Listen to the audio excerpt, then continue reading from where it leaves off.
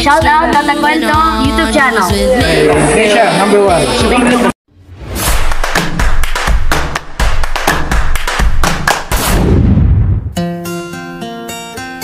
Kamusta mga boss? Welcome sa aking munting channel na kung saan may kantahan na may kwentuhan pa, ang Kanta Kwento. Kwento ko lang sa inyo itong trip ng banda na Mission Souls. Nag-start daw sila mga 3 years ago, 2022, sa sala lang nila. Si Ma'am Sheena, dati na ngang nag-vocalist sa banda nila ni Daddy Sikan, bassist ang hawak, Daddy Sikan at si Nisha, bass. Pero kalaunan, nagpalit si Nisha sa gitara tapos yung mga pamangkin nila natututong mag-keyboards. Si Stacy, unang naging vocalist, tapos naging rhythm guitarista din. Nagsimula sila mag-record ng live sa Facebook, tapos sa studio na. At pagkaraan ng isang taon, nag-YouTube channel na rin, November 2023. Sa pagpili naman ng kanta, kadalasan, yung mga kanta mula sa playlist ng mga magulang nila ang ginagawa nilang basehan, lalo na pag nasa road trip sila. Kailangan lahat ng 6 na alipo sumang-ayon sa kanta. Depende rin sa event yung setlist nila, kung anong tugtog sa kasalan, party o piyesta, lalo na pagsayawan na. Pero bago tayo tuluyang lumalim sa kwentuhan, kung bago ka dito sa ating channel, hihingin ko po muna ang inyong like at subscribe bilang suporta sa ating channel at pati na rin sa ating FB page. Tapos paki-comment mo din kakwento kung taga saan ka para malaman ko kung hanggang saan umabot ang kwento nating ito. Maraming salamat! Yung pangalan nilang Mission Souls, inspired daw sa lola nila na missionary. Gusto kasi nila yung idea na may souls sa pangalan, kaya hindi nila ginamit yung Little Souls, kasi mas trip nila na parang mission ang dating para mag-promote ng unity sa pamilya. If you want to change the world, go home and love your family. Si Naces, iba rin yung journey sa music. Noong 2022, nag-keyboard/piano siya at unang kanta niya yung Give Me One Reason ni Tracy Chapman. Tapos 2023, bass naman at natutunan niya yung Do ng Paramore. Paborito niya sa keyboards yung Valentine ni Jim Brickman at sa bass, Hysteria.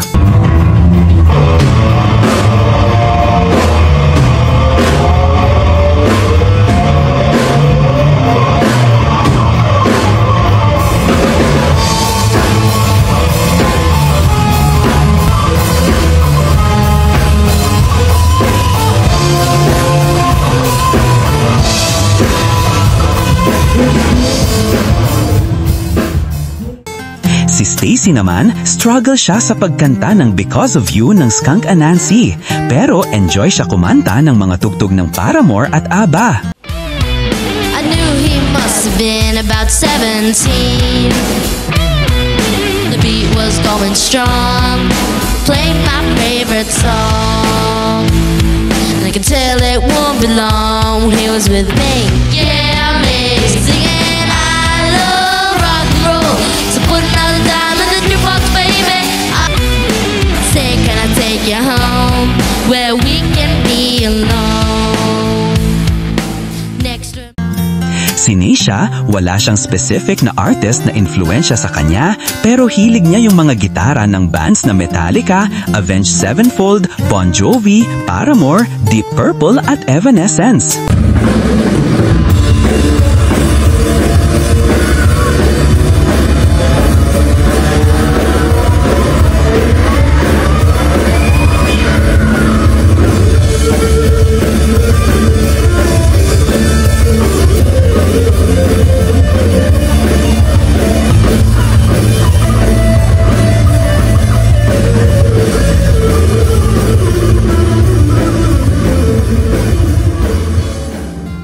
Si Ice naman, nagsimula mag-drums nung 7 taon pa lang siya, gamit mga unan. Yung tatay niya nagturo sa kanya ng basics. Gusto niya mag-jam sa mabilis at mabagal na kanta, lalo na yung mga classic rock, kagaya ng Highway Star at Drag It. Pagdating sa break, gusto ng pamilya nila kumain sa labas, bonding time, nood ng sine at nagpe-pray sa Blessed Sacrament. Hilig din nila sports kagaya ng volleyball at basketball. May isa silang membro mahilig magluto, gumawa ng crafts kagaya ng cardboard engines at cars. Maliban doon, trip nila maglaro ng basketball, badminton, animating, baking, crocheting, drawing, painting at cleaning. Kwento ko rin yung mga hindi nila makakalimutang dregs. Pinaka-challenging, yung MIDI keyboard nila nagloko at nag-shutdown sa gitna ng tugtog nila nung kumakanta sila ng Don't Stop Believing. Pero di sila nagpatalo, tinapos nila set at napawaw pa yung venue owner kasi sobrang professional ang handling nila sa sitwasyon. Sa best gig naman, hirap sila pumili ng isa lang pero ang dami nilang kwento tulad nung na-invite sila mag-tour sa Bohol.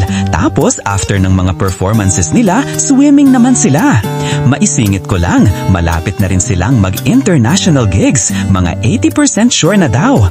Meron din silang 3 original na kanta na on the works ngayon. Nasabik na rin sila i-release ang mga original song nila.